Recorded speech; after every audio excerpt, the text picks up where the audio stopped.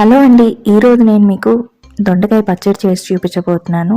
మీలో ఎంతమందికి ఒక ముద్ద పచ్చడితో తింటే కానీ ముద్ద దిగని వాళ్ళు ఎంతమంది ఉన్నారో కమెంట్ చేసి చెప్పండి. ముందైతే రెసిపీకి వద్దాము. ఇందులో పల్లీలు ఒక 2 టేబుల్ స్పూన్లు వేయించి పక్కన పెట్టుకోవాలి. అదే కడాయిలోకి ఆయిల్ వేసుకొని జీలకర్ర, ధనియాలు, పచ్చిమిర్చి వేసుకొని వేయించుకొని అవి కూడా పక్కన పెట్టుకోవాలి. 1 టేబుల్ స్పూన్ ఆయిల్ వేసుకొని దొండకాయలని చిన్నగా కట్ చేసుకొని వేసుకోవాలి. ఈ దొండకాయలు కూడా ఒక 2 నిమిషాల పాటు బాగా మగ్గనివ్వాలి. సగం మగ్గిన తర్వాత టమాటాలు కూడా వేసేసుకొని మూత పెట్టి మగ్గనివ్వాలి. దొండకాయలు వేగడానికి కొంచెం టైం పడతాయి కాబట్టి కొంచెం నిదానంగా వేయించుకోవాలి.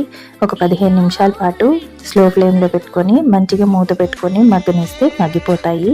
ఇలా మగ్గిన తర్వాత వీటిని చల్లార్చుకొని మిక్సీ జార్లోకి పల్లీలు మిక్సీ పట్టేసుకొని ఆ తర్వాత వెల్లుల్లి, చింతపండు, వేయించుకున్న పచ్చిమిర్చి, ధనియాలు, జీలకర్ర వేసేసుకొని మిక్సీ పట్టుకోవాలి. అవి మిక్సీ పట్టుకున్న తర్వాత ఉప్పు, కొత్తిమీరని వేసేసుకొని మిగిలిన దొండకాయ ముక్కల్ని కూడా వేసేసుకొని ఇలా మిక్సీ పట్టుకోవాలి. అలాగే కొంచెం ఆనియన్ కూడా వేసేసుకొని లైట్గా బరకగా మిక్సీ పట్టేసుకున్నామంటే దొండకాయ పచ్చడి రెడీ అయిపోతుంది. ఇంక పోపు పెట్టుకోవడమే మిగిలింది. ఇంకా పోపు పెట్టేసేసుకొని మంచిగా 1 నిమిషం పాటు ఆయిల్లో వేయించేసుకున్నారంటే పచ్చడి రెడీ అయినట్టే.